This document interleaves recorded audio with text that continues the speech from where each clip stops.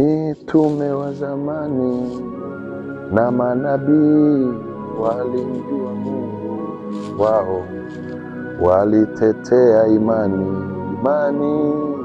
Haleluya, haleluya. Mungu akubariki sana popote pale ulipo. Mimi rafiki yako mtumishi wa Mungu Evangelist Daniel Joshua.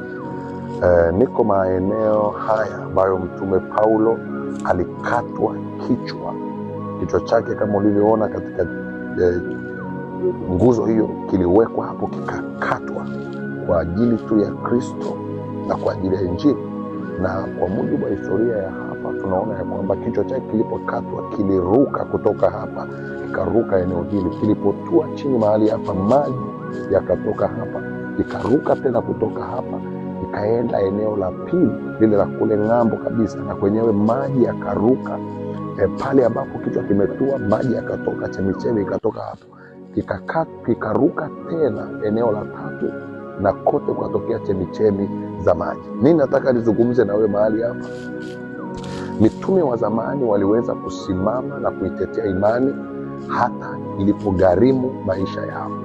Mkristo unayenifuatilia, hasa mtumishi wa Mungu, je, uko tayari kufa kwa ajili ya Kristo, kwa ajili ya Kristo na kwa ajili ya Injili ya Kristo na kwa ajili ya watu wa Mungu? Are you ready to die for Christ, the gospel and the people of God?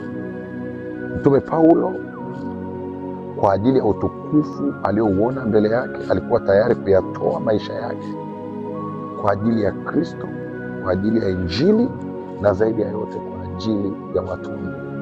Popote pale ulipo, Bwana afufue imani yako na ukubali kujitoa na kulipa gharama. Kumbuka, there is no simple sacrifice.